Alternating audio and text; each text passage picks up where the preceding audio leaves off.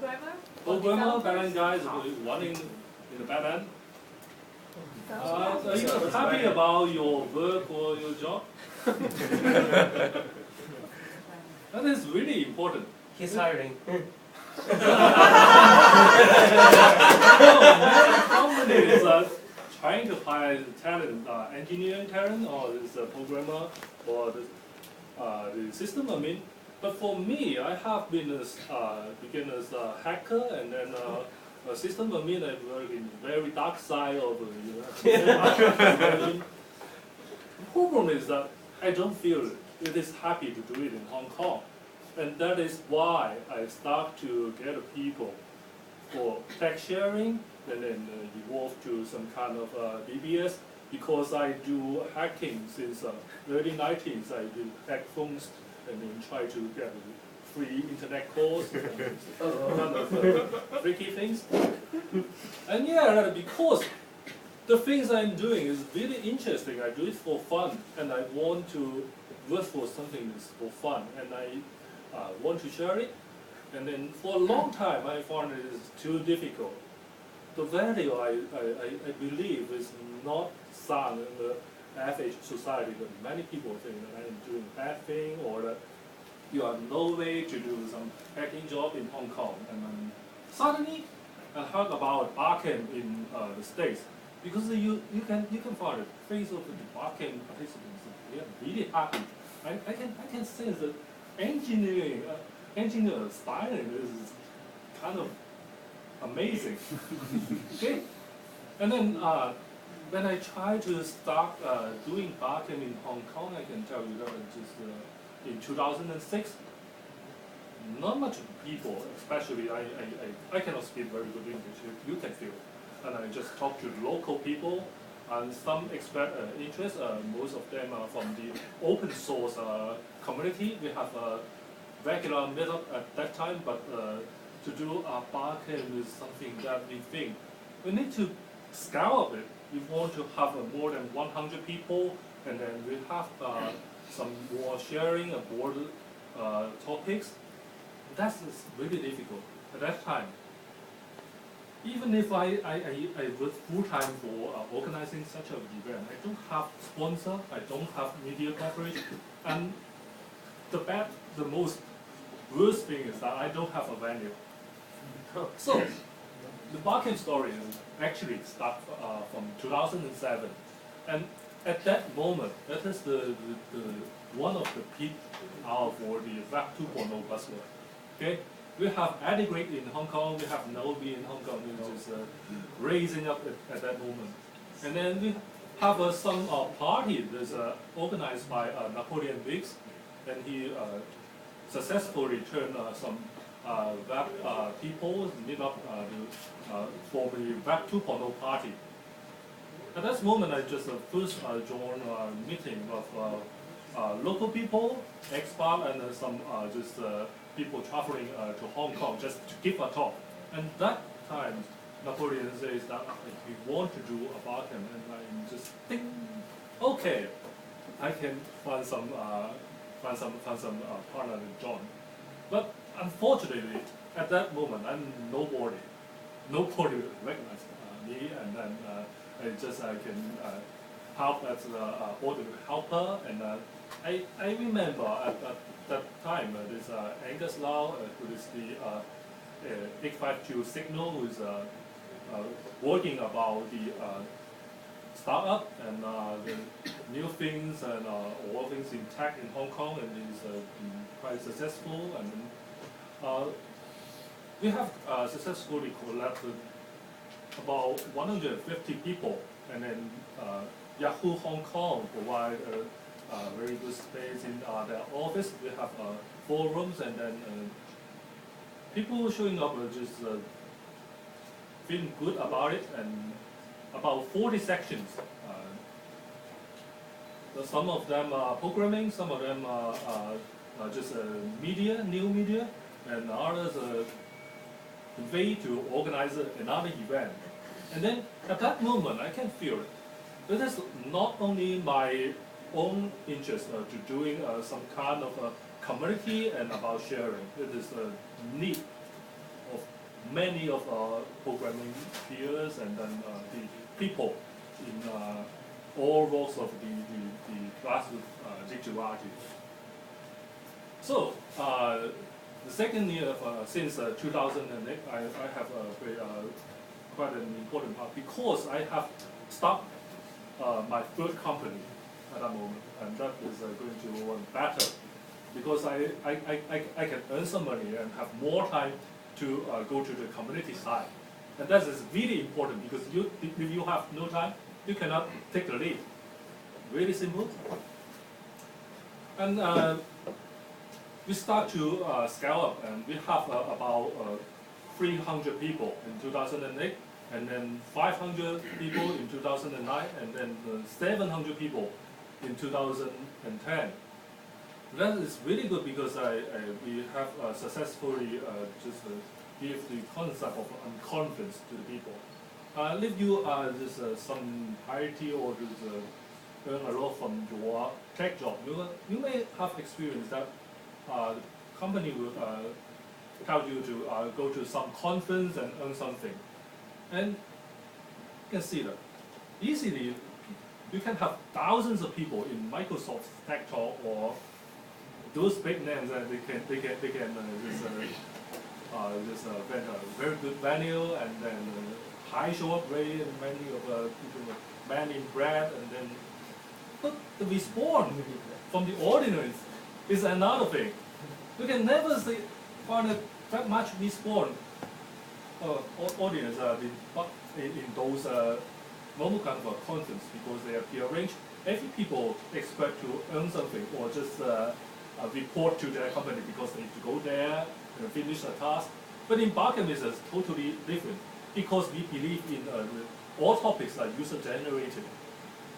You have earned something you want to share with the people. People would choose which of the topic they like, and then they walk into that room and listen to you, and if you just make some shit, they just dump you away and then walk away to another room. And that's the way we organize a conference. All the topics are generated on that day, but of course we encourage people to do more preparation because we expect to have high quality talks.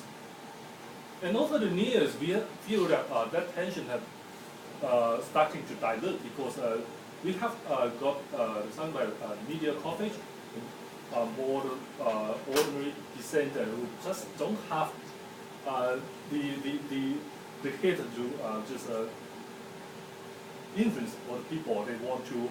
They want to sell the company. That doesn't work because you need to believe in that topic, and you need to be very experienced about what you are talking about to be a good presenter. And we feel that there's another need that we want to do more Barcamp and more such as Boot.hk's the startup to let the people train up themselves to do better presentations. And it turns out that many of the early stage startups, if they have gathered a shoot in Barcamp, maybe it is rather shit, but they earn a lot. And then when they do pitching, they are going to be successful because there's a lot of feedback you can collect in the Barcamp. Hundreds of people are there, and if they are going to attend your section, that is only because that they are very interested in your topic. Even you cannot gather into it. You can collect ideas from them, and that is really the good dynamics are defined in Barcamp. And Barcamp actually adapt to the needs of our campus. One of them is we feel that startups want to hire people, and that is a huge need. And starting from last year, we have a job board assigned to our topic board, and then we have about 40 posts on the job board. I heard from one of the companies that we could do challenge from the Barcamp because they did write in the contact and then approach the company data, and because of Barcamp they can learn more about the company, the founder before they go to the company. Okay, and then another thing is that we found that more of the community is budding from Barcamp, such as the Drupal user group. We don't know, but maybe some connection between startup association and then Boot.hk Hack Jam. Maybe they have this meet people with the same interest and get the momentum to start up their group. And we want to have more of this kind of group. Not only for the programming language, but also for some hobby and education, because Barcamp can evolve to education camp or this social camp. Actually, we have Mikkel's Toy, who is the manager in the entrepreneurship center in CUHK, Chinese University. He has started the social camp this year in his social entrepreneurship training campaign. And then I go there, and before the event, I coach the center how to organize the Barcamp. It is really easy, but you want to know the tricks. We play in Barcamp, and then they finally have about 60 people show up in the Barcamp, in the social camp, and then about 16 topics on different kind of upcycling. And other things is how to recruit volunteers in mainland, and how to just convert some artists to this creative business. That's really good. And one of the mainlander who is actually just presenting about this idea in the social camp, and he approached me, and then I go to coach their team in Guangzhou now, and then they turn out to be a quite good volunteer organization, and they can start their own conference in Guangzhou, and it happened in last month. So that I think that we can have a more development in the near future. But we have another difficulty, because the founding member of the core group of organizing Barcamp is starting the stream. All of them are the best people. You can hear Alan Farr, who is coming from the States, who is the secretary of the Apache Foundation, and he's now go back to the States because he has his own startup. And then Angus go to Korea for his family and his own startup. And then at this moment, the most active organizer of Barcamp is Napoleon and Bell and me. Three people is far from enough. We don't have enough time. I have about 4 companies active, and Bell has a lot of business to deal with. And Napoleon is not always in Hong Kong. It's somehow that when he just aboard Hong Kong, he phone us and said, how is it going? Is it okay? And sorry, I have to go to another place. No, okay. So we want to recruit more people who are interested to organize Barcamp. We can foresee that we can do it twice a year or even 4 times a year. This is happening in other parts of Asia. And actually, I am one of the coordinators for all the Barcamps around Asia. I can tell you that this is happening, and it is really sparing. And we have just started the Barcamp in Laos and Cambodia last year, and then in Bangkok after the chaos and the flooding, and we have another successful Barcamp in Ban Rang that is addressing the problem after the disaster. And in Tokyo, the same thing happened. After the earthquake, the people show up in Barcamp. Tokyo is thinking about the solution, how to respond to all these things, how to just gather the able startup around Asia to help the recovery. And I think that we can do more. Actually, I'm not only kickstart or just help to organize the Barcamp Hong Kong. I'm the founder of Barcamp Guangzhou and Shenzhen, and somehow I may do another Barcamp in Dongguan next year. Yeah. So the problem is that I don't have enough time, so I really want to just find some people who are also interested to organize Barcamp. I can tell you that the return is much more than what you can expect, because I have a lot of different things and meet with different kind of people. And last time I do the Barcamp in Guangzhou, there's certainly some government bureaucrat come to me that how us to rebuild Dongguan, because the factories are running away and we want to just transform Dongguan into innovation and entrepreneurship. Wow, no way, I don't know that level of things. But they just continue to approach me, and then I can tell you that because I have been going to Barcamp in many other cities in Asia and meet a lot of friends. Many of them are really good entrepreneurs or scientists or just sociologists, and anybody can expect.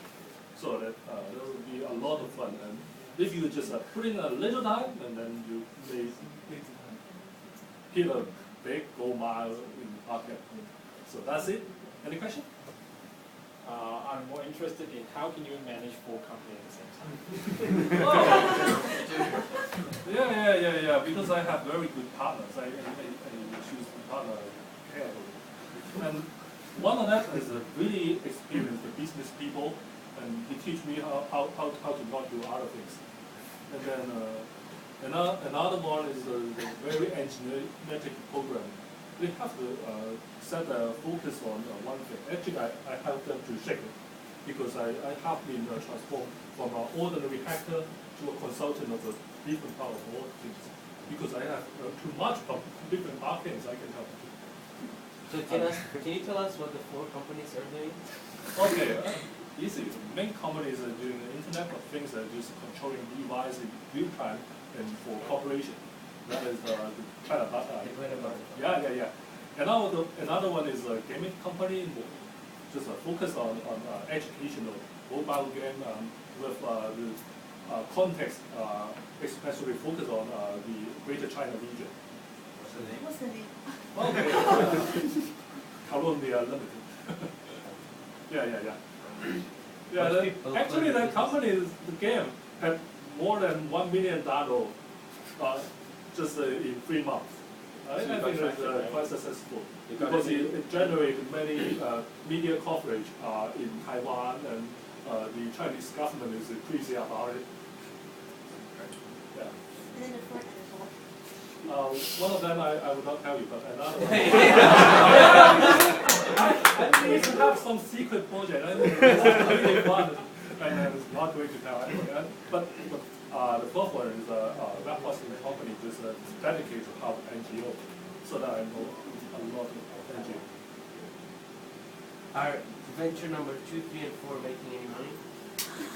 No, the gaming company may make more money than the main company I'm working for. But it is some future investment for me. Okay, and the hosting company for Angel is not really making any money. It's just helping out others. But we need a company body, so that I don't put a lot of time to just help the company to connect with different organizations. So where do you build a game? Here or in China? Actually, we built it really in a virtual community. The engineers are in Hong Kong, but many of the contributors are all over Asia. One of the main players in Taiwan, and then some helper in China to help us to distribute, and then some other interested overseas Chinese want to learn about the history of modern China, and to just help us to do manufacture the sound effect, video. Is it open source or? Not really. I want them to do it in open source way, but they kind of not at that level at this moment, and because the game engine is quite complicated, and you don't want to expect all of them. But some of the modules can be open source. You said you're outsourcing to many people across Asia. How come you haven't been copied so far? Huh? How come your company hasn't That's been why. copied? Well, Okay, it's too complicated. I can tell you how not to be copied. It's easy. Just take the most dangerous topic that would be banning others to do in other companies. The same topic you cannot do it in China. You will be kicked into jail immediately. Okay? But you know, game is about fun, and we know that we can do it in Hong Kong because we still believe the freedom in Hong Kong. Yeah? And then the hard part is how to cooperate with different contributors in all over Asia. And so far, we don't think that any other competitor in gaming industry in Hong Kong can do that. Okay, so if you work hard and you can build your core technology, and then there is something about business development, the way you organize your team to connect with different people, that can be really unique.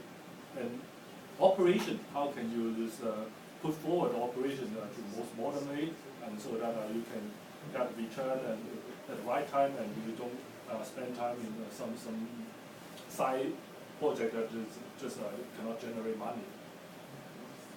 How do you compensate so many different contributors all over the world? I mean, do they come to you because they got excited to write the engine and they eventually? That's really exciting if you are writing about exotic things. Well, but then you actually make money from the game, right? You actually sell it. Not really, not really. But if you are making game, you know that how joyful it is, and especially with some you have got feedbacks from other players. Have you ever made a game? I do have a game, but not they're complicated. Yeah, if your game get hit, and just